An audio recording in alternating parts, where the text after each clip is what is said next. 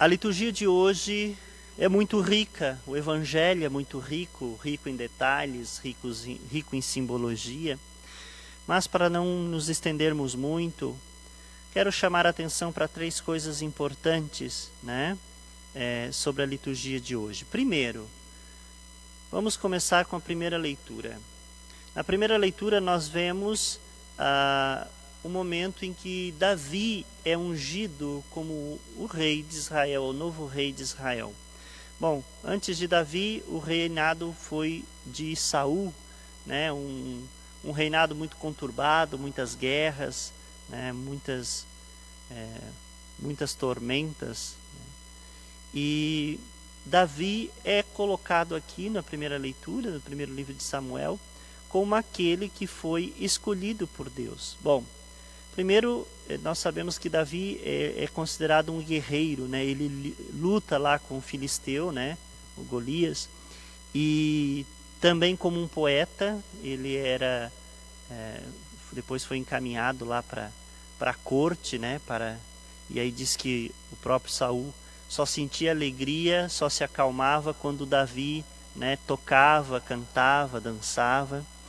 E também na primeira leitura de hoje nós percebemos esse Davi, que ele é escolhido por Deus. É Deus que envia Samuel até Belém, a sua cidade, para que possa ser ungido um dos filhos de Jessé. E é interessante porque os nossos olhos, eles às vezes veem aquilo que querem ver, E com Samuel não foi diferente, quando ele chega na casa de Jessé, ele vê os filhos de Jessé, e o primeiro filho que ele vê é Eliabe, que é o filho mais velho, o primogênito, E ele pensa, certamente é esse que Deus mandou que eu ungisse. E Deus diz, não fique, não olhe para a aparência desse filho de Jessé, porque eu não olho a aparência, eu olho o coração. E aí todos os filhos de Jessé que vão chegando, Deus vai dizendo, não é este, não é este, não é este. E aí ao final, depois dos 7 filhos já chegaram, e aí Samuel pergunta a Jessé, não tem mais nenhum filho? E o próprio Jessé diz, tem, o caçula, está no campo cuidando dos rebanhos. E aí Samuel diz, então nós vamos esperá-lo. E aí quando chega, entra Davi. Era um menino, ruivo, belos olhos, aparência formosa. E aí Deus diz, é este que eu quero. É esse, o menor. É aquele que não tem direito a nada, é aquele que que tá de banda, está ali na periferia. É esse que Deus quer. Bom, o que nós podemos aprender com essa primeira leitura, meus irmãos? Deus não olha as nossas aparências. Isso é muito importante nós entendermos. Porque às vezes nós fazemos as coisas achando que Deus está olhando para aquilo que somos, para aquilo que fazemos, pela casca, pela embalagem. Deus não olha a embalagem, Deus olha o conteúdo. Numa época em que a gente está muito preocupado com a embalagem, numa época em que a gente está muito preocupado com aquilo que vendemos, com aquilo que queremos vender, nós temos que tomar muito cuidado, porque às vezes nós nos preocupamos demais com o externo e esquecemos o interno. Esse tempo difícil em que estamos vivendo nos coloca diante dessa realidade, Não podemos mais nos reunirmos por um período dentro das nossas igrejas, celebrar, fazer os nossos ofícios, as nossas celebrações. E aí corremos o risco de externamente fazermos coisas para mostrar aos outros e esquecermos que nós não são aos outros que nós temos que mostrar, mas é em relação a Deus que nós temos que viver. Então as nossas práticas devocionais, a nossa oração pessoal, ela deve ser a Deus, não aos outros. Infelizmente, às vezes nós, na ânsia de querermos mostrarmos aos outros, esquecemos disso, que o mais importante é a Deus. Segunda coisa importante, nós ouvimos a segunda leitura da carta de São Paulo aos Efésios. São Paulo aos Efésios está dizendo para a comunidade, é uma carta circular, que passou pelas comunidades da Ásia na época, E São Paulo está dizendo, olha, primeira coisa que nós temos que fazer é discernir o que agrada a Deus. Discernir é saber, ou seja, é avaliar o que agrada a Deus. Meus irmãos, nunca essa leitura foi tão atual como hoje. O que realmente agrada a Deus? Muitas vezes nós não sabemos o que agrada a Deus. Nós sabemos o que agrada o homem, o que agradam as pessoas. E muitas vezes nós fazemos aquilo que agrada às pessoas, não aquilo que agrada a Deus. Por isso é preciso pedir discernimento para saber o que agrada a Deus. E aí São Paulo faz um convite para discernir a vontade de Deus, o que agrada a Deus. Nós precisamos viver como filhos da luz, né? Hoje nós celebramos o Domingo da Alegria. Nos alegramos pela luz que é Cristo ao mundo. Sejamos filhos da luz. Todos nós fomos iluminados no dia do nosso batismo. Tanto é que no rito do batismo, uma parte muito importante é o rito da luz. É quando o pai e o padrinho vão lá e acendem a vela no círio pascal e colocam na mão da criança. A grande maioria de nós não lembra disso, mas essa parte do rito existe e é feita, né? Para simbolizar, você agora foi iluminado por Cristo. Nós, batizados, somos iluminados por Cristo. Portanto, diz o padre na hora da celebração, caminhe como filho da luz. E o que significa caminhar como filho da luz? Como viver como filho da luz? Significa saber o que agrada ao Senhor e fazer para que os frutos aconteçam. E aí São Paulo até vai dizer, né? E os frutos da luz são bondade, justiça e verdade. Meus irmãos, 3 palavrinhas tão pequenas, mas que têm um significado tão rico na nossa época. Bondade, justiça e verdade. Tem nos faltado isso. E como que essa semana eu percebi que nós estamos com falta de bondade entre nós, né? A gente já não se preocupa mais com o outro, né? E nós, aqueles que acompanham o noticiário, né? Esse monte de gente indo comprar, estocando comida, estocando álcool gel, sem se preocupar com o outro. Nós estamos falhando com a bondade, que é um dos frutos da luz. Justiça, né? Como nós somos injustos às vezes. Somos injustos na nossa fala, somos injustos na nossa ação. E agora com mídias sociais, né?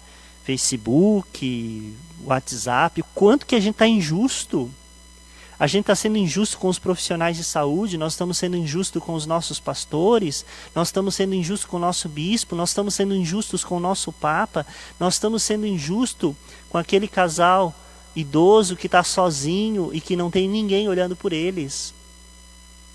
Tomemos cuidados, meus irmãos, porque nós seremos reconhecidos, se somos verdadeiros discípulos, pelos nossos frutos. E verdade, né? A última palavrinha é verdade. Como nós temos falhado com a verdade. Nós passamos adiante coisas que são mentira, como se fossem verdades. Nós não checamos aquilo que chega até nós. Nós não pesquisamos para ver se realmente é verdade, se aquilo realmente pode ser passado adiante, se aquela informação bate, se aquela informação tem valor. Tomemos cuidado. Às vezes até nos nossos relacionamentos, né? A gente escuta muito assim, padre, eu menti, eu precisei mentir, mas foi uma mentira boa. Não existe mentira boa, meus irmãos. Mentira é mentira e é sempre danosa. Por pior que seja uma verdade, por mais dura que seja uma verdade, é sempre melhor do que uma mentira. Não há nada pior para um ser humano do que tempos depois descobrir que foi enganado. Não paremos de mentir, meus irmãos. Paremos de faltar com a verdade. Terceira e última coisa importante da liturgia de hoje. Nós ouvimos esse evangelho longo e bonito da cura do cego de nascença. O cego de nascença estava ali, né, ficava ali nas redondezas do templo pedindo esmola, pedindo justiça. O padre já falou em algum momento, né? quando alguém pedia esmola, gritava sedacar. Sedacar é uma palavra que significa justiça. Gritava justiça. Por quê? Você tem e eu não tenho. Você tem onde morar, eu não tenho onde morar. Você tem o que comer, eu não tenho o que comer. Você tem dinheiro, você tem roupa, eu não tenho. Então, por que que ele pede justiça? Porque se tem um irmão nosso necessitado, é fruto de um sistema que nós alimentamos. Né? Por isso que é injusto. Aqui está, o cego está ali, Jesus o vê e Jesus faz um gesto, né, depois de uma pergunta dos seus discípulos. Os discípulos, quando olham aquela cena, perguntam para Jesus, ele é cego porque os pais dele pecaram ou porque ele pecou? E aí Jesus diz algo muito bonito e que nós temos que entender também, meus irmãos, e talvez, principalmente nessa época de dificuldade que estamos vivenciando, né? Jesus responde, não, nem ele e nem seus pais pecaram. Por quê? Porque se tinha a ideia no tempo de Jesus de que se você sofria uma enfermidade era castigo divino, né? Infelizmente tem muitos católicos que hoje pensam assim, né? Nós estamos vivendo essa pandemia e tem gente dizendo é castigo de Deus, Deus está nos castigando. Jesus está dizendo o seguinte, não é castigo, mas essa cegueira e essa pandemia serve para que as obras de Deus se manifestem.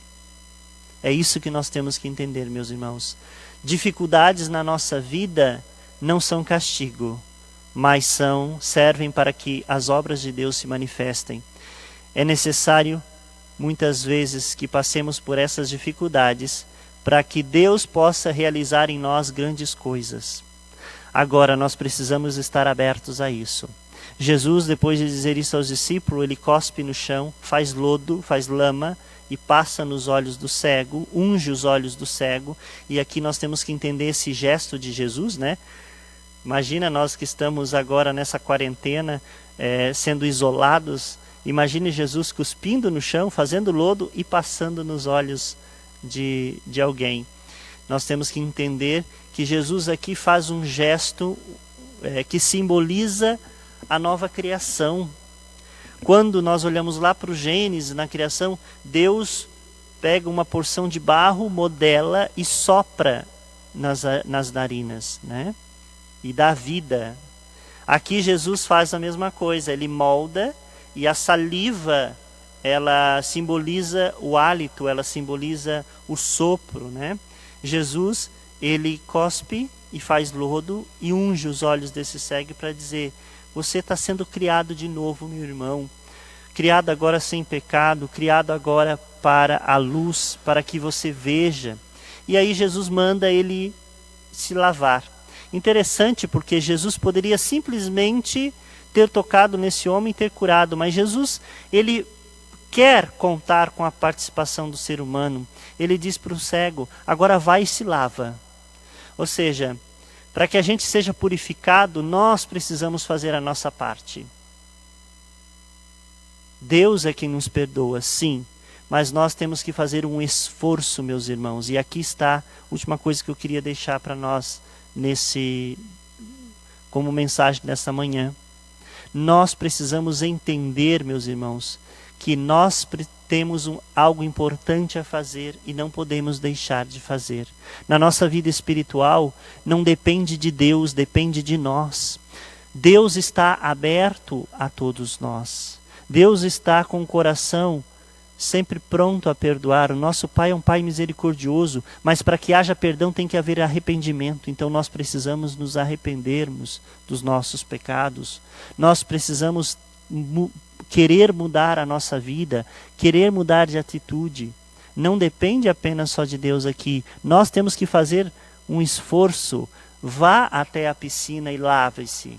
Nós temos que fazer esse esforço.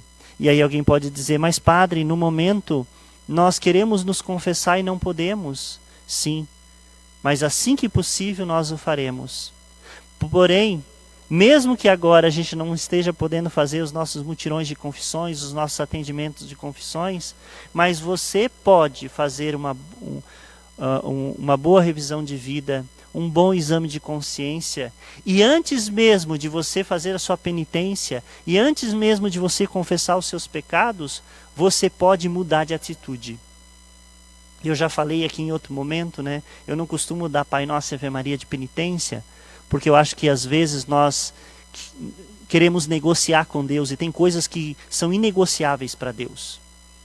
Porque não adianta você humilhar o seu irmão, vir aqui confessar e querer rezar um Pai Nosso e uma Ave Maria e achar que está tudo bem. Teu irmão está magoado ainda, vai lá e pede perdão a ele. Isso é penitência, isso é mudança de vida, isso é conversão. Então nós precisamos fazer isso. Mesmo nesse tempo em que nós estamos isolados, mesmo nesse tempo em que nós estamos, e principalmente nesse tempo em que temos tempo para refletirmos. Façamos o nosso exame de consciência, meus irmãos, e mudemos de atitude. Saiamos do nosso comodismo e façamos diferente.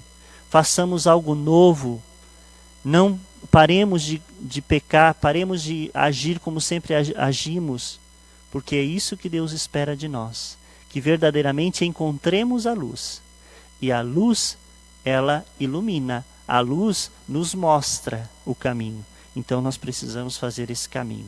Peçamos nessa celebração então esse dom e essa graça de sermos verdadeiramente iluminados por Cristo, para entender que nós precisamos fazer, sim, mudanças necessárias neste tempo quaresmal. Louvado seja o nome de nosso Senhor Jesus Cristo. Para sempre seja louvado.